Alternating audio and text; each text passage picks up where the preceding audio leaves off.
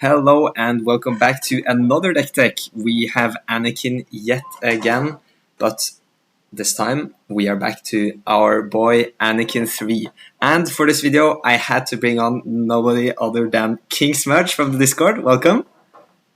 Hi, thanks for having me. It's great to have you. This video is going to be all about the Legends of the Force update. And as you can see up here, we also want to focus our discussion mainly about playing a Force base. So, Martyn, also known as KingSmudge, do you want to say a little bit about yourself? Yeah, hi there. My name's Martyn. I'm a UK player. I've been playing Star Wars since basically its inception. Originally played sort of Pokemon and Magic, and then made the jump when the game came over. I picked up Anakin at Set 3 when your original video came out. I'm not even sure how I stumbled upon it, to be honest, and that was the thing that made me start playing Anakin. And as my play group will tell you, I haven't shut up about Anakin or played anything else since. Yeah, that's great to hear. And we really appreciate all the insight and the testing info you give in the thread on our Discord. So if you're interested in Anakin, you have to join our Discord.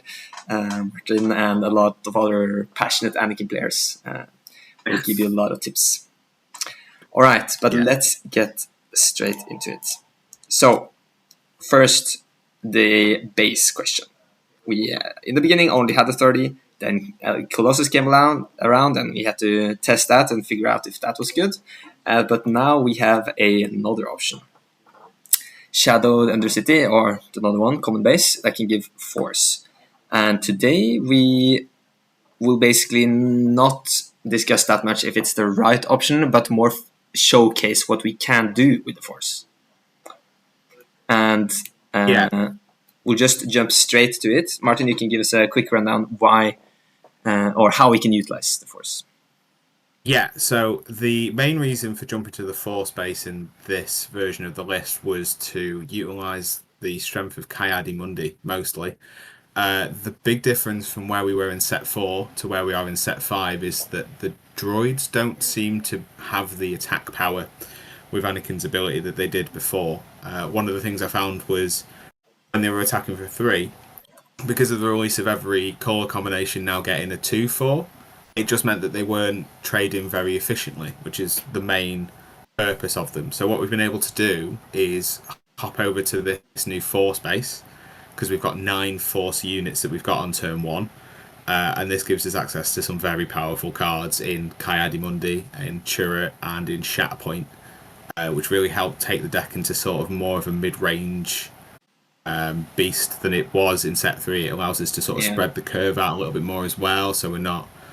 The 3 drops are still good, but it does allow us to have sort of more like on-curve proactive plays than we did last set. And just the cards that we've gained for this color combination are really powerful.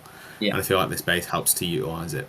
Yeah, and we thought we would basically go through the curve a little bit and look at all the places where we added new cards and basically discuss a little bit why they're good and what alternatives maybe have fallen out of the list that could find a way back in.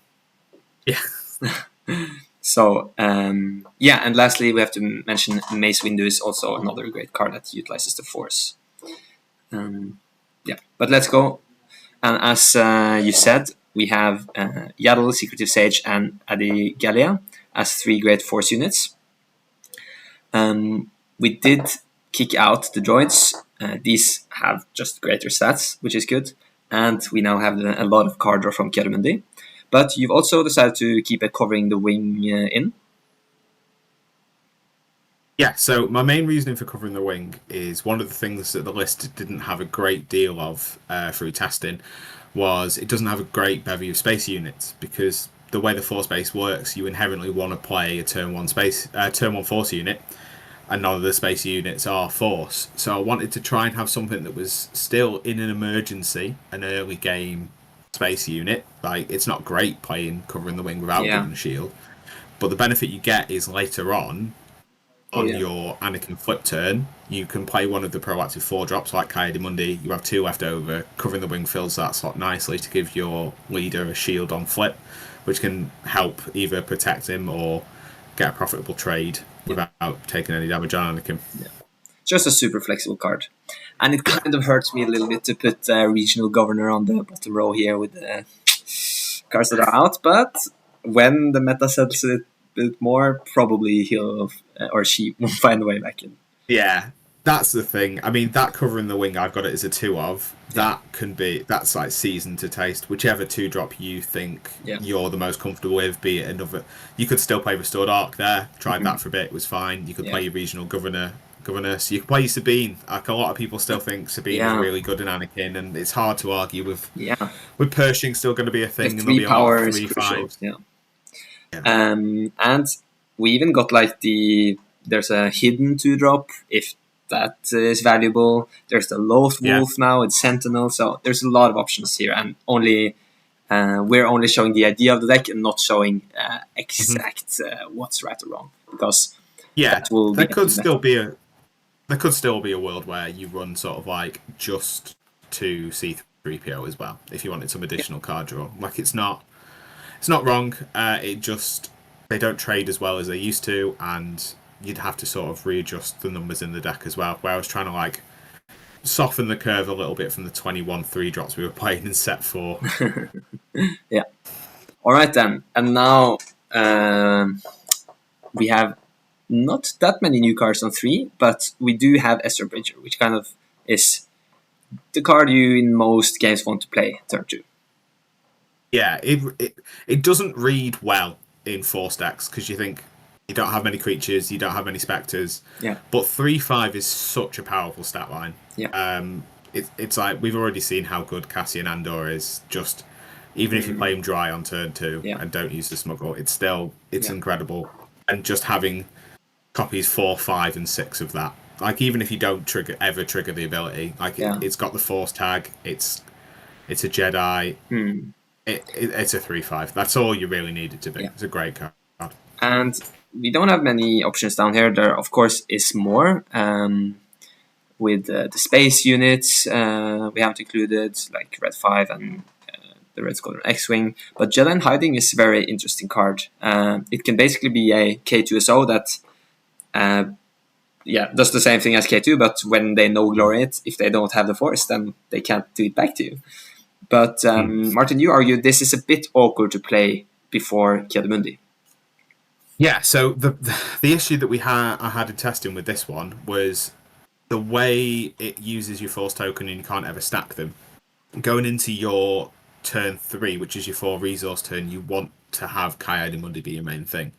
So if you do Kiadamundi first, it gives them a window to kill your Jedi in Hiding, and you don't get that trigger.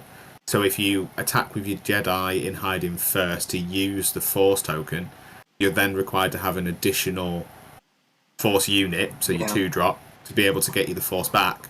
And then if they discard a card and then are able to kill your 2-drop, you'll activate the Force, and then you don't potentially have your turn 4 play.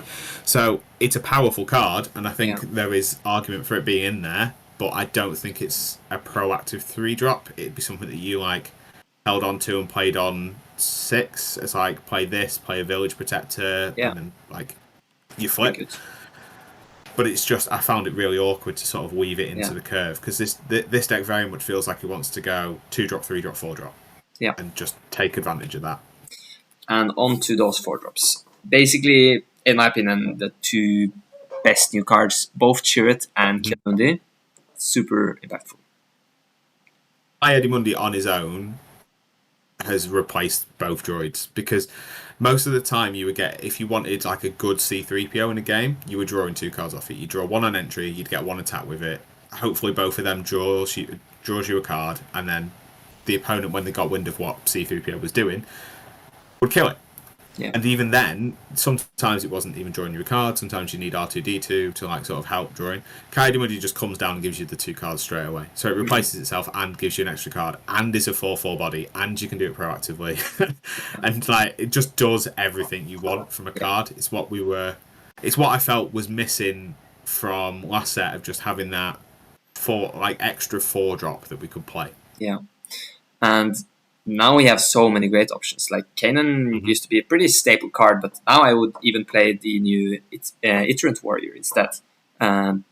just because 4/4 shielded and being able to heal. Champs, of course, still great counter to ramp, so possibly just a sideboard card. But Chirrut, if you're playing Chirrut against decks that don't have removal, you have to go through it with units, and you have your force turn 1 play and the Ezra out. Oh, you're So living good. the dream. I initially wasn't on this card, and I was on the Warrior as a 3-of, and it was like the Warrior and Coyote, these are the best of the two. Because the shielded 4/4, even if you don't trigger the force off it, is like such an excellent stat line for Annie, because it can trade into Han Solo on a flip. It can trade into like a Poe if they play that. Yeah. And I just tried Chirrut. Like, I'll give it a go. Loads of people have been singing its praises. It's incredible. Like, the Warrior hasn't come back in yet, and like, I can't find space for it. Because Chirrut's just been so... 7 health that they attack into it on turn 4 is so difficult to get through. And it's like, it's not even like it just gives you the +2 health, it takes it off them. So they do one attack, it gives them a -2. So you're putting 3 damage on someone, and then you attack with another force unit, and you get to do it again in the same round. Like, it's not a once per round trigger either. So it's just, it's walled some people. Yeah, I just had to include my guy K2 here as well, because I feel like everybody started hating on him when No Glory came around, and like, oh, don't play him, he's bait. But I do think there is a world, there is a meta where you could have 1 or 2 in the deck, and you just resource them if you're playing against a No Glory deck. Yeah, because it's the same mindset of how you used to just run Crate Dragon. And I still run Crate Dragon in the main. It's like, it's not going to be for every game. But in the games, it's going to be good. It's going to be great. Yeah. And here we've decided to just jump over 5 because Poe is still Poe and there's not really new cards.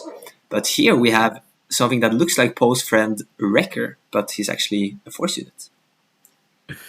Yeah, we get to play Wrecker now. It's incredible. we don't get to give it ambush as much, but no. Normally what you would like to do on your Anakin flip turn, my favourite thing to do was always play a 3-drop, play open fire to clear something out, and then flip Anakin. So clear the way, put a sentinel in the way, something like that. We now get to play open fire and have a 6/6 staple to it ready for the next turn, and it's just incredible. Like, and he activates the force base as well, so even if you don't have the force going into turn 6, you know your leader can come out, attack, and give you the force for this. Like, it can hit space, it's not tied to ground like Wrecker is. It does it all. Like, you get a lightsaber on this in turn 7, and it's a 9/9 with overwhelm. Like, it's just... I genuinely thought the Anakin unit was going to be the best 6-drop for this deck, and Mace Windu has outperformed it. Like, so good. Yeah. I think Anakin is great, and especially if you're doing the 30 base, because then you can't use it. And it's still a great card, giving -3, flexible, but Mace seems like a bit more aggressive, a bit more up there. And we also had to include Plo Koon in the middle here, just a big boy. I love Plo Koon. I want to put that card back in. I think the card's great. Yeah. And then lastly, for one of the Force cards, we have another Mace Windu here, Shatterpoint. Yeah. So this card really surprised me, because I thought it was going to be really difficult to trigger that use the force on it, and it would be clunky, and you would end up just wishing that you had Fell the Dragon or Vanquish. Yeah. It turns out it's not that difficult to get the force on when you've got the force base, and this card it's just so efficient at cleaning up anything. Like, in set 4, I ran Vanquish and was willing to pay the 1 extra mana just to have it so that I could kill your Obi-Wans or your Bosks or your Ruthless Raiders. Anything with 4 attack and 6 health was a nightmare. Yeah. And now it's not. It's just fine. Like, you just wipe it away clean for the cost of a force token. And, like, it's so effortless if you build the deck around the base to get that force token. Like, it's very rare that you won't have it in a situation. There might be some situations where you can only do one of the 2 force things you wanted to do that turn. Like, it's difficult to sort of Coyote Mundi and Shatterpoint in the same turn on 8 resources, but that's just sort of the, like, these cards are so powerful going up the curve, you don't mind that too much. Yeah. And even though we're just focusing here on new cards, we still have all of the powerful plays we have in Anakin already. Yeah. So I can just imagine having Coyote Mundi to keep drawing force throws. Ooh, that's gonna be great. Yeah.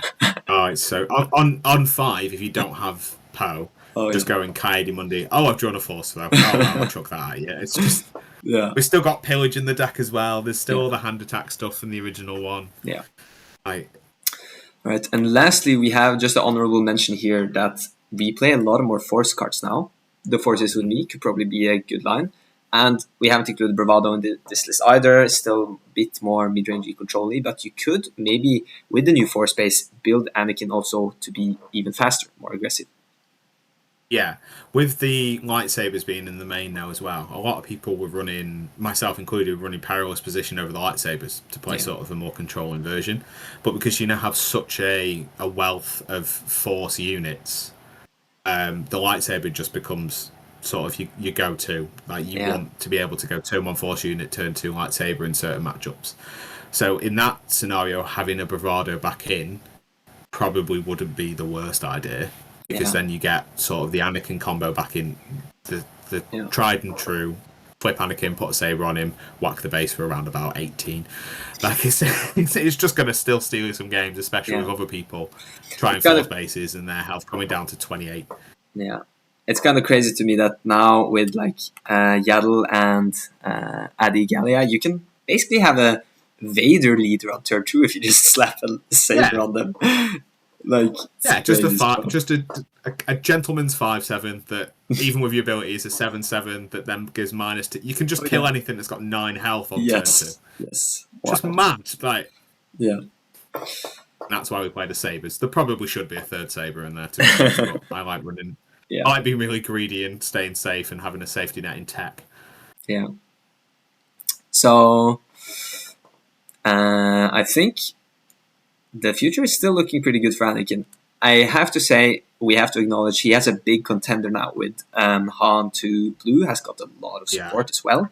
Like you can basically take almost the same cards here, put in some more Han specific cards, and you have a great deck there too. But we still have the big threat of Anakin, the leader, deploying. Like that's so valuable. it's not just that; it's the ability. In a world of everyone having 2/4 units, you having the ability to have a 4/4 that attacks with one of your 2/4 makes cleaning up like it makes removing other people's 2/4s more effortless than other leaders in the same colour Yeah. have. So like Han gets your Ogdo Bogdo and Grogu, which are powerful for him. But when it comes to sort of just on efficient using your creatures as removal, I don't think anyone's doing it better than Annie still. Like I'm Mm. really just that 2/1 playing either a 2/2 with a shield or a 2/4, and just knowing that if they play anything with 4 health or less, Yeah. your first action can just kill their unit, and then Yeah. like not even having to worry Yeah. That's about pretty wild. yours dying in response. Yeah. I'm super excited to play this more, and excited to hear what all of you guys think. Join the Discord. Let us know. Thank you so much, Martin, for doing the early playtesting and coming up with this list. No, thanks for having me. I will be banging on about this list in the Discord. Yeah. Just forever. It's literally it's just where I live now. Just in that Anakin Blue Discord. That's great. All right. Thanks for coming, and may the force be with you.